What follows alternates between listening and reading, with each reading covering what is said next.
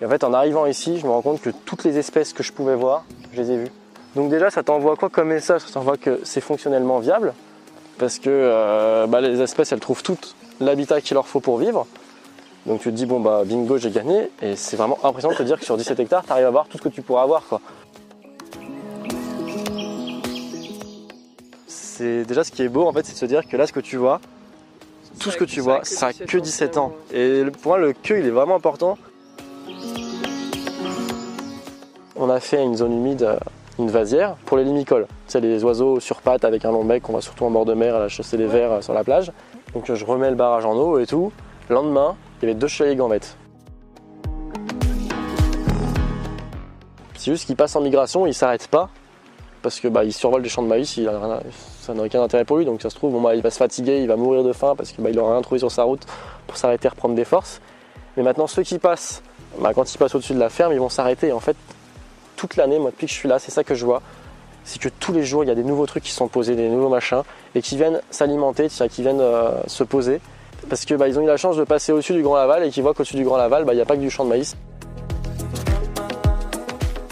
Tu es déjà dans quelque chose de très vivant, de très sauvage, qui répond vachement bien.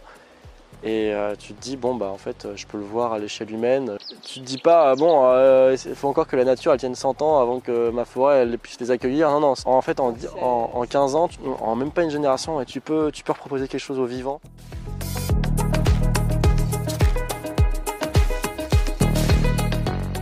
Bonjour à tous et bienvenue dans l'épisode 79 du podcast Agroécologie Voyageuse. Je suis Opaline, créatrice de ce podcast, et ce qui me nourrit profondément, c'est le vivant qui se régénère dans les fermes, catalysé par les êtres humains. 3 mois après avoir été découvrir la ferme du Grand Laval, je prends enfin le temps de faire le montage de cet épisode. Sébastien Blache et Elsa Gartner, les paysans gardiens de la ferme, sont très sollicités depuis le début de l'aventure Réensauvager la ferme. La mission de visite de ferme a donc été déléguée à Melvin Guyot-Jonard, jeune naturaliste de 23 ans en stage à la ferme, qui m'a emmenée dans une balade de 2h30 à travers la ferme. Une balade qui m'a véritablement émerveillée. J'en parle d'ailleurs sur mon blog Medium. Les liens sont en description. De cet enregistrement, j'ai tenté d'extraire la substantifique moelle pour réaliser 2 petits épisodes. Même si rien ne vaut l'expérience directe de l'immersion dans la ferme, j'espère vous transporter un peu dans l'univers de la ferme du Grand Laval. Je remercie Melvin pour sa passion, sa pédagogie, son enthousiasme inspirant et d'avoir pris ce temps pour me transmettre, vous transmettre, avec son regard de naturaliste, de photographe et son expérience de plusieurs mois au Grand Laval, comment une ferme peut très rapidement devenir hospitalière pour le vivant. Les passionnés d'ornithologie seront servis.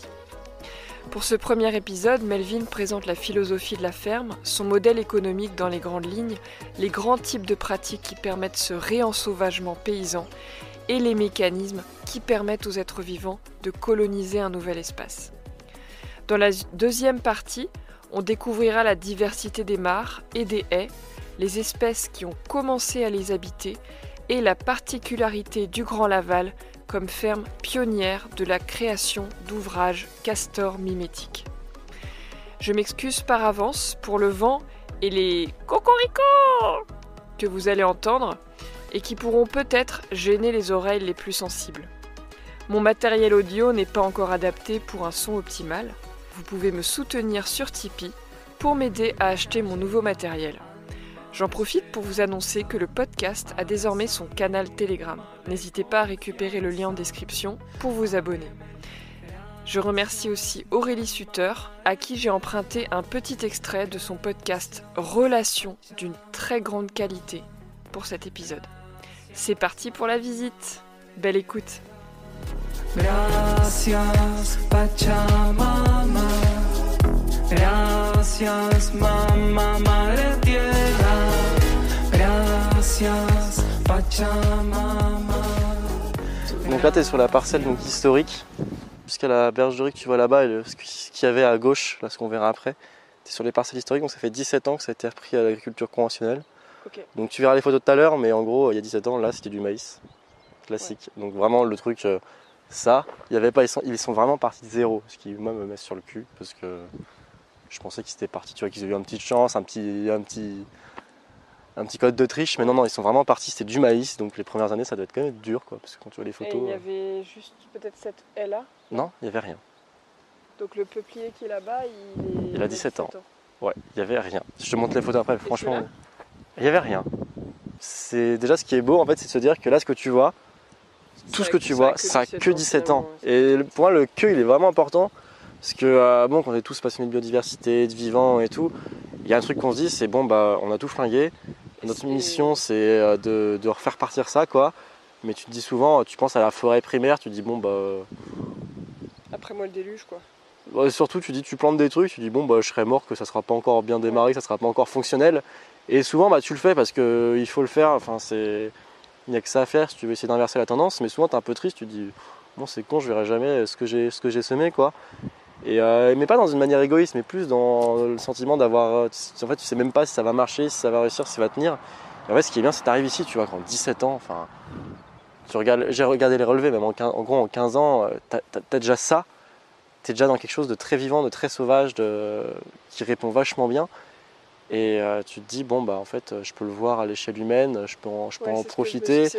Et je peux. Tu te dis pas, bon, il faut encore que la nature elle tienne 100 ans avant que ma forêt elle puisse les accueillir. Non, c'est là. Même ce cerisier, il a 17 ans, quoi. Ouais. En fait, en 15 ans, tu peux faire venir, en même pas une génération, et tu peux proposer quelque chose au vivant, un support qui est vachement fonctionnel et pertinent. Et je trouve que ça donne vraiment de l'espoir. L'esprit de la ferme, c'est vraiment, je t'en reparlerai au niveau du barrage à castor, mais c'est de se dire, on ne fait pas une base naturelle, on n'est pas un truc un peu foufou où on laisse tout, c'est plus un truc agricole. Non, eux vraiment ici, ce qu'ils veulent montrer, c'est qu'on peut vivre d'une agriculture à taille humaine, tout en préservant le vivant, tout en accueillant le vivant, mais la volonté même, la philosophie du truc, c'est de travailler la terre, de vivre de la terre, et ça rend pas en mode, l'agriculture c'est secondaire, quoi. Il faut qu'ils en vivent. Ouais. Et du coup, il y a deux choses qu'il faut prendre en compte, c'est que sur une parcelle, tu as les infrastructures agroécologiques, donc tu as tout ce qui est autour, donc ce qui n'est pas cultivé. Donc là-dessus, ils vont travailler, là, franchement, ils vont se faire plaisir. Je vais montrer tous les trucs qu'ils ont pu faire. Et tu as du coup les modalités agroécologiques, enfin les modalités agricoles, c'est sur les parcelles cultivées, c'est tout ce qu'ils mettent en place pour favoriser le vivant. Donc typiquement là, je crois que je t'ai pas montré, mais je sais pas si tu as vu, mais déjà rien que déjà ils sont en bio. Pour être en bio, ils sont plein de techniques, donc souvent l'intérêt d'avoir la polyculture élevage, c'est qu'ils sont autonomes. Donc typiquement, pour ne pas avoir besoin de faire des pesticides, de glyphosate, tout ça, ce que j'ai compris, ils font pâturer les moutons, mais surtout typiquement, tu vois, tu as les cultures de luzerne, apparemment, ça étouffe toutes les adventices. Et du coup, ils font des rotations, pendant 3 ans, ils font une parcelle en luzerne, du coup, il n'y a plus de chardon, il n'y a plus rien. Et après, ils peuvent planter d'autres cultures. Donc au début, c'est des céréales, c'est du tournesol, des machins. Et plus le temps passe et plus les chardons, tout ça vont revenir. Ils vont faire avec des cultures qui sont de moins en moins exigeantes en termes de... Tu vois, là, les haricots, il fallait vraiment que la parcelle soit nickel. Ouais. Okay. Et après, plus ça passe, et à un moment, ça va devenir trop critique. Donc hop, ils vont repartir sur un cycle de 3 ans de luzerne. Donc du coup, il y a vraiment cette rotation pour s'en sortir, pour pouvoir rester en bio, ce qui est quand même important, parce que sinon, ça serait compliqué. Et là, typiquement, ils ont testé un autre truc cette année, c'est avec du sarrasin. Donc, ils ont fichu du sarrasin, ils l'ont laissé sortir, et comme ça dégage, ça inhibe la croissance des autres plantes. Ouais.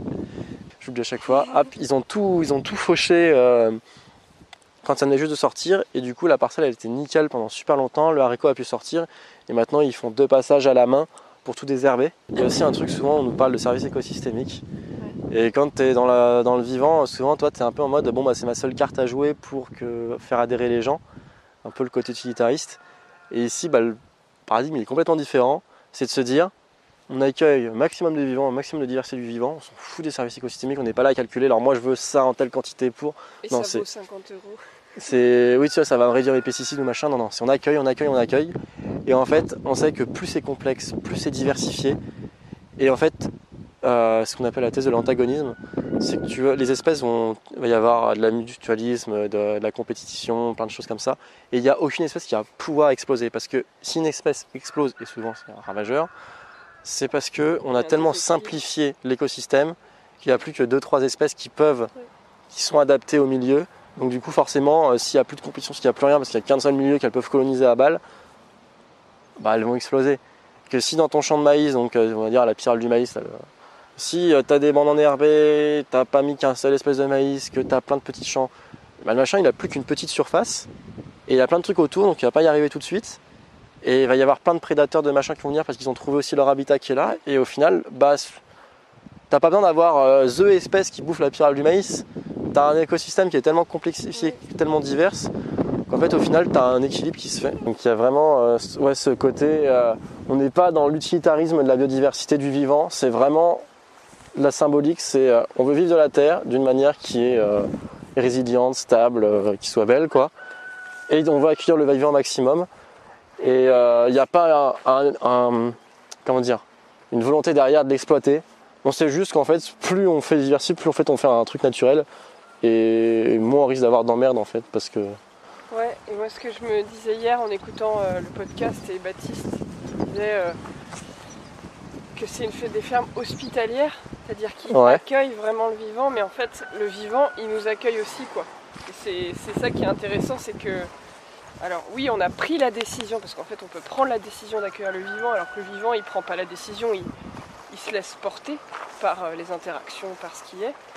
Il y a aussi ce truc de se dire que finalement, la part de service rendu par le sauvage, elle est énorme.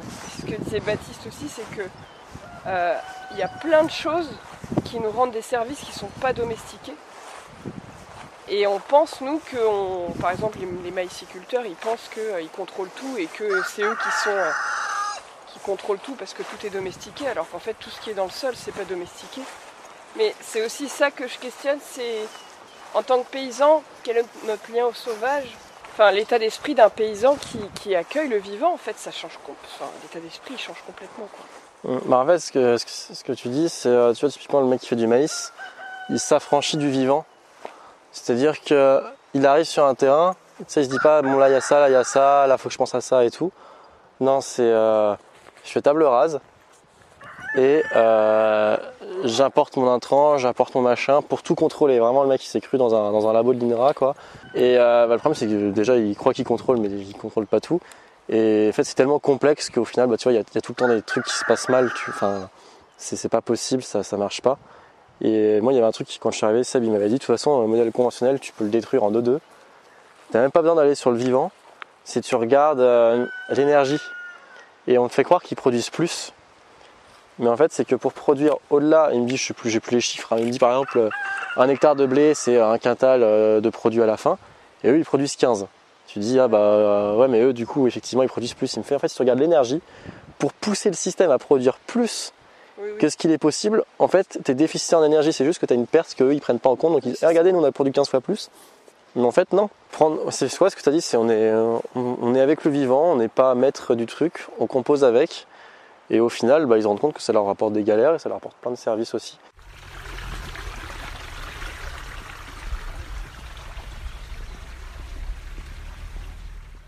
Ici, je vous propose une petite capsule extraite de l'épisode du podcast Relations sur le thème de l'initiative Réensauvager la ferme, cofondée par Sébastien Blache et le philosophe du vivant Baptiste Morisot, pour mener de grandes explorations naturalistes dans une petite ferme de la Drôme.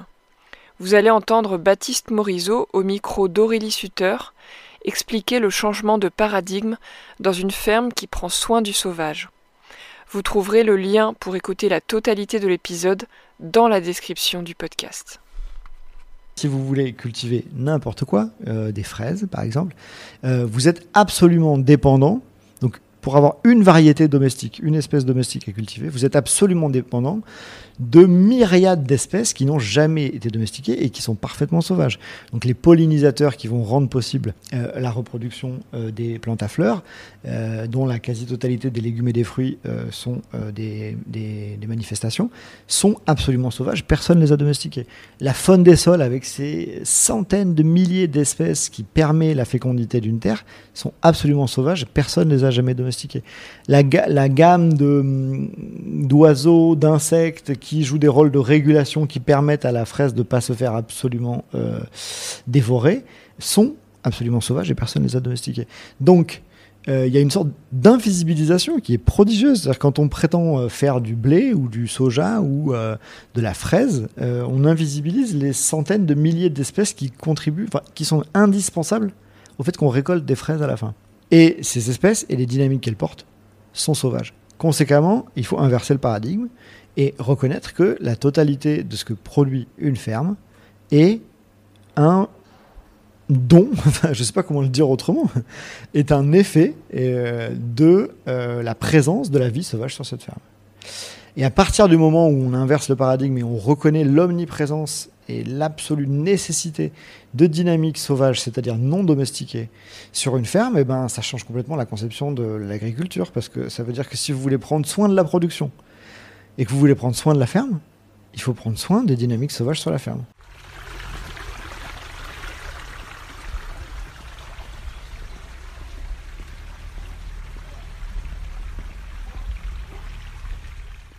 On sait pas trop, tu vois, on comprend comment ça fonctionne, on comprend les forces et on fait avec, on fait pas contre.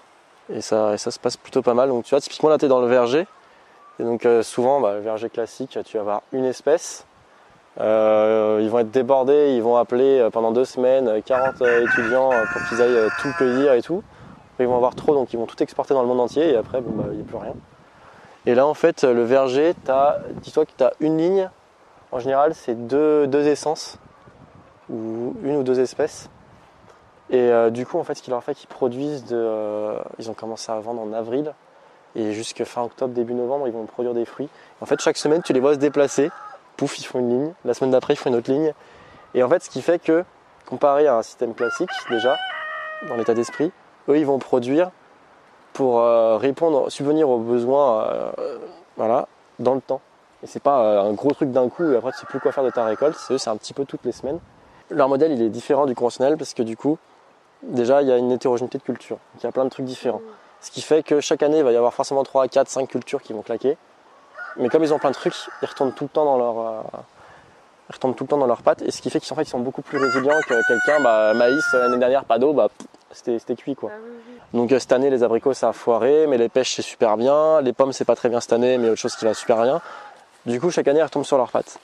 Alors ensuite, ça leur permet de faire autre chose, c'est que le système comme ils ont là, t'as acheté des nectarines, tu les trouves belles, elles sont super bonnes et tout, mais ils ne pourraient pas les vendre parce qu'elles ne sont pas calibrées, tu sais, il faut tout le temps que ça soit tout le temps la même espèce, le machin, donc ils ne pourraient pas la vendre en grande surface. En grande surface, il y aurait une marge, les gens se feraient une marge dessus, ça ne serait pas vendable en fait, de toute façon ça serait trop cher. Donc eux, ce qu'ils ont trouvé pour que ce modèle soit viable, c'est de faire la boutique que tu as vue, donc c'est de vendre en circuit court. Donc en fait, le prix que tu l'achètes, c'est 100% qui leur revient dans la poche.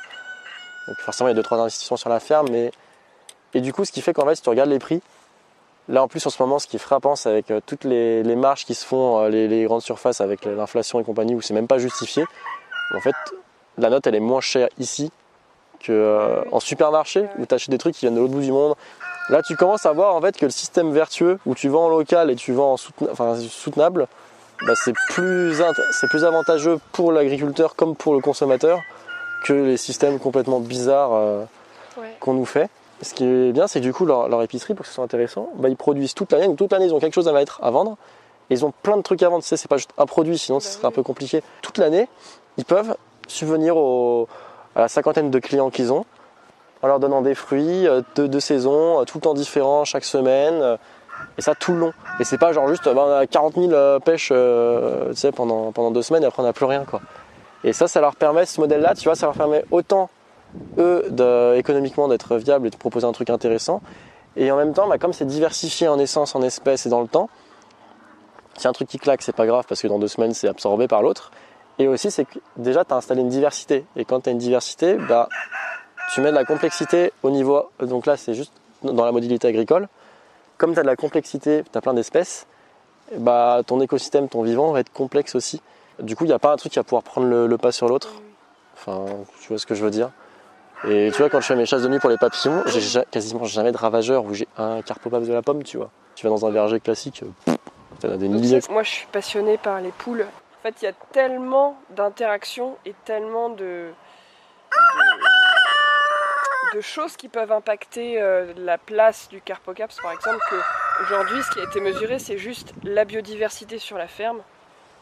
Ce qui est en train d'être mesuré, par contre, l'impact des poules sur tel ou tel ravageur, ça, c'est pas mesuré. Mais je t'avoue qu'en fait, c'est vraiment le truc, c'est qu'on s'en fout, enfin, ils s'en foutent un peu de savoir qui fait quoi, ou c'est juste, on complexifie, et en fait, le truc global, c'est que plus c'est complexe, plus c'est résilient, plus c'est stable, c'est dynamiquement stable. Donc plus c'est intéressant pour nous, plus c'est intéressant pour le vivant.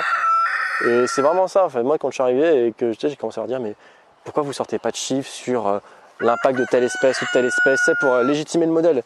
Et ils disent non. Basis, il m'a dit, le scientifique c'est bien, mais il y a un moment, on sait très bien que plus c'est complexe, plus c'est favorable au vivant. On va pas plus loin, on n'est pas là à faire le tri dans ce qu'on veut pas, dans quelle quantité. Et c'est beau du coup, parce que du coup, ça t'enlève une pression, parce que ça marche. Tu sais pourquoi, mais t'as pas besoin de le prouver, de t'embêter à le prouver au millimètre près. Et tu vois, les poules, ce qui est intéressant, du coup, c'est qu'ils sont en polyculture élevage. Donc je disais, grosse diversité de culture et tout. Et la polyculture élevage, ça leur permet d'être vraiment autonomes.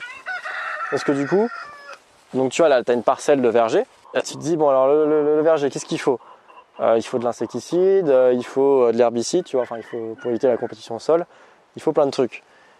Et ils font aussi, donc du coup, polyculture élevage, ils ont de l'élevage, ils ont des poules, des moutons. Les moutons, il faut les nourrir. Bah, le truc tout con, c'est les poules, elles passent, donc elles rotationnent. C'est en général, le poulailler reste un mois sur le carré que tu vois. Donc elles enlèvent l'herbe, elles enlèvent de l'insecte en soi, et elles fertilisent le sol avec leurs excréments. Donc en fait, en nourrissant tes poules, on va dire, et tes moutons naturellement, tu réponds aux problématiques de ce qu'il faut apporter dans le verger pour que tu aies une production de fruits.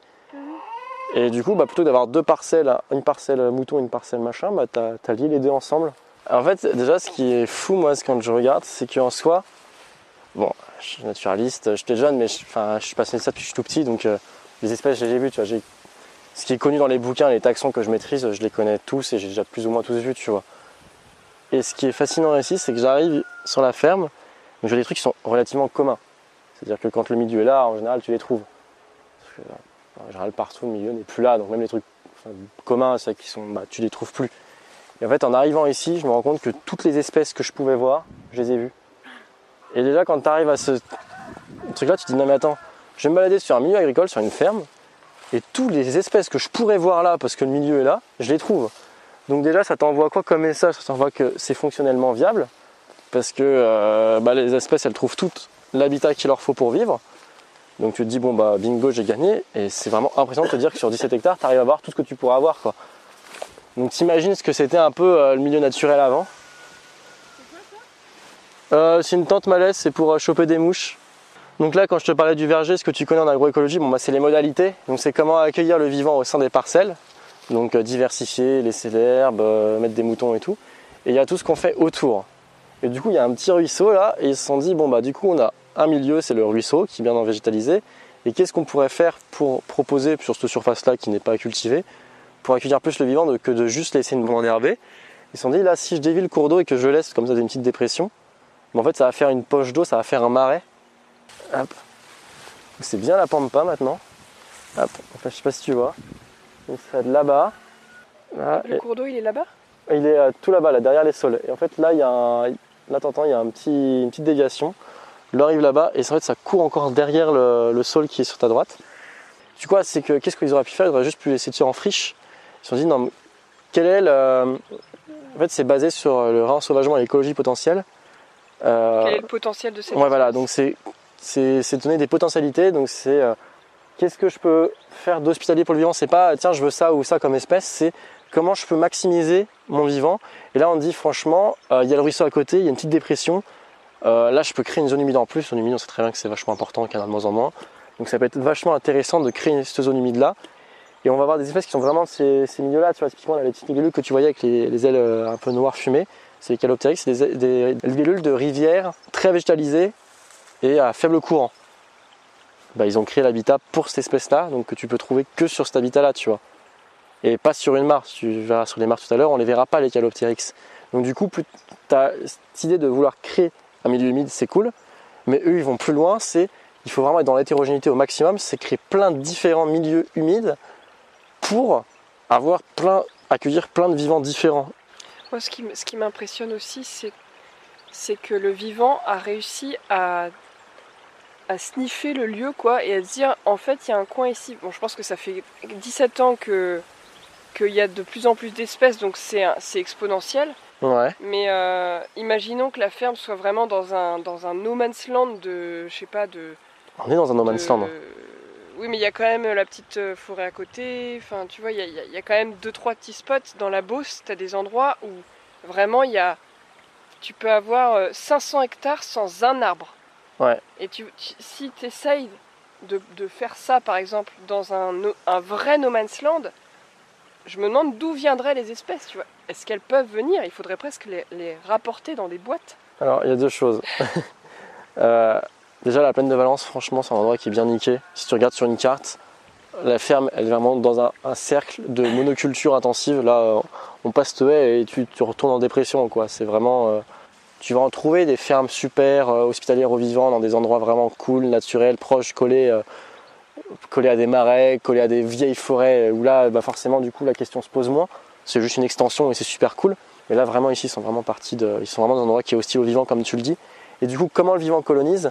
En fait, c'est qu'il y a des forces, déjà rien que sur les oiseaux, on ne se rend pas compte, mais pendant la migration, faut pas se dire que les machins, ils oscillent entre les régions naturelles, c'est vraiment... Déjà, quasiment tout passe la nuit. C'est presque un râteau qui passe comme ça. Et en fait, c'est juste que tant que les machins ne croisent pas un endroit naturel, ils passent pas. Et dès qu'ils voient une petite mare, un petit spot pour se poser, comme ça passe en râteau, s'il y en a un qui passe sur la route, il va forcément le voir. Et typiquement, tu vois, le barrage à Castor, où je te montrerai plus tard, on a fait une zone humide, une vasière, pour les limicoles. Tu sais, les oiseaux sur pattes avec un long bec, on va surtout en bord de mer, à la chasser les vers sur la plage. Donc je remets le barrage en eau et tout. Le lendemain, il y avait 2 chevaliers gambettes. Et ça, il fait oh putain, trop bien, ça fait 15 ans que je n'avais pas vu sur la ferme, tu vois. Ils avaient une fois se poser sur un ruisseau plus loin, tu vois. Ils étaient super heureux et là, les machins sont restés 2 semaines à se nourrir tout le temps. Et en fait, si tu regardes les données en drôme de cet oiseau-là, je le vois quasiment jamais parce qu'il n'y a pas de zone humide, il n'y a pas de marais et tout. Mais ça ne veut pas dire qu'il ne passe pas. C'est juste qu'il passe en migration, il ne s'arrête pas. Parce que il survole des champs de maïs, ça n'a aucun intérêt pour lui, donc ça se trouve, il va se fatiguer, il va mourir de faim parce qu'il n'aura rien trouvé sur sa route pour s'arrêter, reprendre des forces. Mais maintenant, ceux qui passent dans le coin, quand ils passent au-dessus de la ferme, ils vont s'arrêter. Et en fait, toute l'année, moi depuis que je suis là, c'est ça que je vois, c'est que tous les jours, il y a des nouveaux trucs qui sont posés et qui viennent s'alimenter parce que ils ont eu la chance de passer au-dessus du Grand Laval et qu'ils voient qu'au-dessus du Grand Laval, il n'y a pas que du champ de maïs et que d'un coup, il y a un truc. En fait, les oiseaux dans les naturels, ceux qui ont la chance de passer au-dessus, ils s'arrêtent parce qu'il y a à manger. Mais en fait, il y a plein d'oiseaux qui passent pas au-dessus de ces réserves et ils s'arrêtent là où ils peuvent. Et en fait, souvent ils trouvent rien. Et en fait, ici, tous ceux qui passent dans le coin, ils trouvent ça et ils s'arrêtent parce que ça leur correspond à leurs besoins.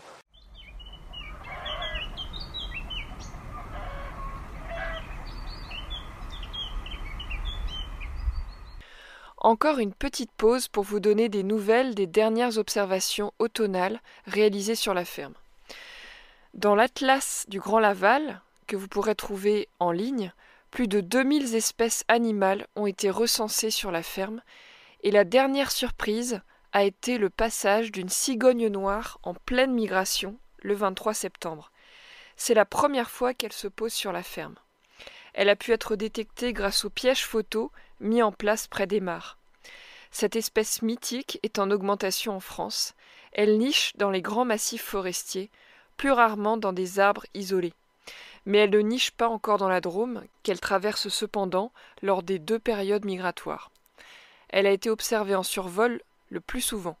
L'observer posée est un événement rare. Ce qui est magique, c'est de voir qu'elle a sans doute été séduite par ce qu'apportent les ouvrages Castor mimétiques, mis en place 6 mois plus tôt sur la ferme.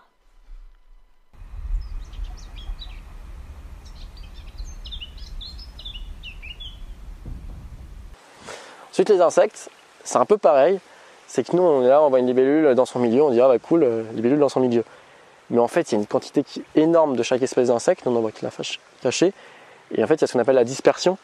Donc, ce qui, à un moment, souvent en fin d'été, typiquement les libellules, il y en a plein qui vont se balader, tu vas les retrouver en plein champ de maïs ou en plein machin. Et eux, leur but, c'est justement de se barrer un peu en aléatoire.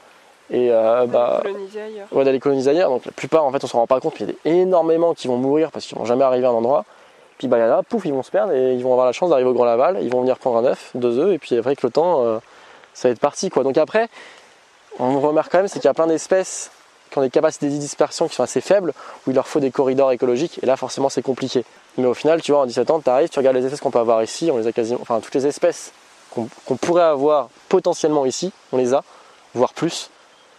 Du coup, tu te dis, bon bah finalement, en fait, il y a vraiment des forces de dispersion et de colonisation que... Le vivant est magique. Ouais, on se rend pas compte, en fait, c'est que à partir du moment où tu lui proposes l'habitat, à part sur 2-3 espèces, on sait très bien que ça va être compliqué à coloniser, qu'il va peut-être falloir les aider, ou voilà. Mais pour la plupart, en fait, ça va se faire tout seul et très vite. Et ça donne beaucoup d'espoir du coup, parce qu'en fait, tu te dis, si on faisait ça un peu partout, ça répondrait et on ferait beaucoup de bien, quoi. Ce qui est très beau là-dedans, c'est que c'est la première fois dans l'histoire de l'humanité que les paysans peuvent régénérer le vivant. En fait, depuis la nuit des temps, les paysans ont entretenu des relations, quoique non, ou est-ce qu'au tout début de l'agriculture, les paysans avaient cette conscience des interactions écosystémiques, est-ce qu'ils recréaient des habitats pour des espèces? Mais avant, les gens, ils avaient des mares pour les vaches ou pour les incendies. C'était pas foncièrement voulu pour le vivant, mais au final, ça servait au vivant de créer une mare par-ci pour avoir une réserve d'eau ou pour les vaches. Et fatalement, sa mare, il la faisait pas en béton ou une cuve droite. Ils n'avaient pas les moyens d'aujourd'hui, donc c'était une vraie mare, tu vois, avec des pentes douces. Où ils n'avaient pas le temps de faucher, donc ils laissaient les côtés qui étaient enherbés. Je pense qu'involontairement le truc se faisait, et de toute façon quand tu regardes la biodiversité elle s'effondre plus le temps passe, quoi. Donc, en fait ce qui est fort c'est que dans un monde où le paradigme a changé et qu'on exploite tout et qu'on laisse plus du tout de place, parce qu'avant c'est pas qu'on voulait laisser de la place, c'est qu'on n'avait pas besoin ou on n'avait pas le temps, ou voilà quoi. Maintenant on a la puissance de le faire. Et eux, du coup, ils ont ce déclic de se dire non, mais c'est pas parce qu'on peut, voilà, c'est le principe de la ferme, c'est pas parce qu'on peut tout exploiter et tout défoncer qu'on va forcément le faire en fait. Parce qu'on peut très bien vivre en laissant du vivant et qu'aujourd'hui il faut. Donc il y a effectivement cette conscience. En tout cas, c'est la première fois, je pense, dans l'histoire de l'humanité que les paysans et tous les citoyens d'ailleurs, parce qu'on centre sur les paysans, mais toutes les personnes qui peuvent agir sur le vivant. C'est la première fois qu'on a ce rôle-là qui devient tellement crucial. Parce que nous, on peut prendre la décision, tu vois. Une vache, un chevalier gambette, il ne va pas décider. Il est là, il se balade et instinctivement, il va faire son truc. Mais nous, on peut décider de dire là, je vais régénérer, là, je vais régénérer. C'est génial comme mission. Je suis d'accord. Et il y a un truc donc déjà dans les modalités donc agroécologiques, donc modalités de ce que tu peux faire dans ta culture pour être plus hospitalier au vivant. Il y a donc diversifier, donc avoir plusieurs espèces, tu vois. Et il y a aussi en fait, juste ça a été montré, tu prends un truc conventionnel. Tu réduis la taille de tes parcelles et tu fais plein de petites parcelles plutôt qu'une grande parcelle. 100 mètres de haies, 100 mètres de bandes enherbées. Oui, juste ça, ça a un effet qui est fou. Ouais. Et ici du coup c'est ce qu'ils font, c'est qu'ils n'ont pas des parcelles de plus de 1 hectare ou 1 hectare 5. Du coup, tu vois, c'est plein de petites parcelles. Et en plus, le must, c'est qu'ici, du coup, dans les infrastructures agroécologiques, donc ce qui rajoute en plus, c'est que tu as tout le temps bande enherbée, plus ce haies. À chaque fois, tu vois, tout est coupé comme ça. Donc, ce qui fait que tu as les espèces des haies, les espèces de lisières, des espèces un peu forestières. Et en plus, tu as les bandes enherbées, donc tu as les espèces prairiales. Et du coup, ça fait aussi des zones refuge quand ils sont obligés de moissonner. Et le truc qui est vraiment cool, tu vois aussi, ce que Seb dit tout le temps, c'est que, tu vois, ça, c'est une haie plantée. Donc là, c'est cool s'ils ont fait une haie vivrière avec tu vois, des fruitiers. Mais en fait, les haies les plus jolies, c'est celles qu'il n'a pas plantées. Donc tu vois la haie là, qui est immense, ça c'est une haie qu'il n'a pas poussé, il n'a pas planté, il n'a rien fait. Il a juste dit là je fauche pas et ça a poussé, tu vois la haie qui est là aussi. Comme pas possible. Il y a des haies tu vois, qui sont un poil plus récentes, mais naturel, quoi. Voilà. On peut aller voir ou ouais, on va faire le tour parce qu'il y a plein de trucs. En fait, il y a vraiment plein de trucs à montrer. Et tu vois, du coup, c'est ça, c'est vrai que même en fait planter une haie, en fait la laisser spontanément, ça va être les espèces locales, les machins. Et ça va pousser du tonnerre. Bah là, il a arrêté de faucher, donc ça veut dire que le sol avait tout à l'intérieur pour démarrer le processus de succession naturelle et ensuite que des oiseaux, des animaux et tout viennent chier et puis apporter ce qu'il faut. Et, enfin, c'est tout simple, mais c'est tellement beau quoi. Ouais. Moi ça me... Enfin, tu vois, je sais pourquoi je suis là quoi. Surtout c'est qu'on peut le niquer en un coup en 30 secondes, mais alors pour le régénérer il faut 100 ans quoi. Donc, Bah ça dépend. Ah mais je sais plus c'est quoi le chiffre, je sais plus si c'est 10, 1 mm, je sais plus si c'est 10 ans ou 100 ans qu'il faut pour le Ça dépend les pratiques que tu fais. Mais c'est... Si tu fais du pâturage tournant, que tu apportes du compost et tout, en 5 ans tu peux avoir des 1-2% de matière organique. Ouais. Juste là je vais te montrer, mais tu sais quand on parle de diversité encore, souvent on nous dit fauche tardive. Donc c'est-à-dire on touche pas avant septembre. Ouais. Et le truc c'est que mai-juin faut éviter. Mais en fait si tu fauches en fait, un peu tout le temps en dégradé, tu vas tout le temps permettre à d'autres plantes de pousser. Et du coup en fait faire une fauche, tu vois il y a des parcelles où j'étais un peu triste, tu vois, ils sont passés en avril, en mars, début mai. Ils ont fait les moutons et les poules à des endroits différents. Du coup tu as une communauté végétale complètement différente. Tu vois c'était pâturé très tôt, donc là en fait c'est du lotier tout ça, et ça c'est plantes d'été, donc c'est parce que ça a été pâturé très tôt en saison que tu as permis à faire venir. Donc le fait qu'ils aient fait un truc progressif, une fois c'est en extensif, mais en fait ça crée une communauté végétale, et en fait c'est plutôt que de juste de dire je laisse tout pousser et c'est la pampa et puis à la fin, bah eux ils peuvent pas de toute façon parce qu'il faut nourrir leurs bêtes. Mais le fait de faire petit à petit en dégressif, en fait tu crées plein de prairies différentes, et en fait là chaque bande c'est une communauté végétale un peu différente. Donc tu vois dans cette idée de diversité du coup d'hospitalité au vivant, là c'est carton plein parce qu'en fait il y a plein de trucs différents qui peuvent venir sur la même parcelle juste parce que tu n'as pas fauché en même temps. Et enfin j'ai fauché mais c'est pâturé, il y a pas, par 2-3 exceptions ils fauchent pas. Après du coup les poules c'est surtout Elsa qui elle connaît à fond. Je sais qu'ils ont plein d'espèces différentes, ils refont leurs poules et tout eux-mêmes. C'est avec ils ont une couveuse, des poussins. Il y a aussi autre chose, tu vois, c'est qu'ils produisent pas mal de déchets de coupe. Ouais. Et plutôt que de le brûler comme certains font, de le balancer, ils font des SH. C'est des habitats pour les reptiles qui sont complètement fous. Là au printemps, mais il te dit, il y avait 4 serpents sous la plaque, il y a des lézards verts de partout qui courent partout. Là c'est moins la saison. Et ça c'est un habitat pour le vivant qui est vraiment ouf. Et en plus tu vois c'est un déchet qu'ils ont, ils savent pas trop quoi en faire, là, les coupes d'arbres. Du coup tu vois typiquement on en parlait tout à l'heure, c'est que ça va se décomposer au fur et à mesure parce que bah là elle diminue chaque année, tu vois, déjà elle était 2 fois plus haute au printemps quand ils ont tout coupé. Déjà là en quelques mois ça est descendu. Ça va descendre encore cet hiver et puis l'année prochaine, et en fait ça reste plus ou moins stable, tu vois la taille de la haie, mais en même temps bah, ça crée un habitat qui est complètement fou, ça régénère le sol en dessous j'imagine. Et les endroits où on a le plus de reptiles sur la ferme c'est dans le verger, et c'est des endroits où il y a de la haie. Regarde le gros corps du légastre là. Donc ça c'est une libellule de rivière d'eau fraîche, je sais pas si tu vois là. D'eau fraîche, courante, donc de rivière fraîche, bien végétalisée. Bon bah c'est la rivière qu'il y a là-bas quoi. S'il n'y avait pas la rivière là-bas, il n'y aurait pas ce libellule.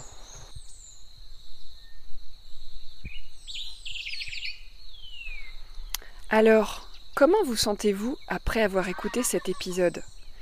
Je vous invite à prendre juste un petit moment pour ressentir ce qui se passe à l'intérieur de vous. Si vous souhaitez m'encourager à continuer à développer mon travail, vous pouvez me soutenir sur mon Tipeee Agroécologie Voyageuse. Une autre manière de me soutenir est de mettre 5 étoiles sur votre plateforme d'écoute et laisser un petit commentaire. Vous pouvez aussi partager cet épisode à 3 personnes qui pourraient être intéressées par ce sujet et suivre le podcast Agroécologie Voyageuse sur Instagram. Si vous souhaitez être tenu informé de la sortie des prochains épisodes, je vous invite à vous inscrire à ma lettre d'inspiration agroécologique, le mycélien. Tous les liens sont dans la description du podcast.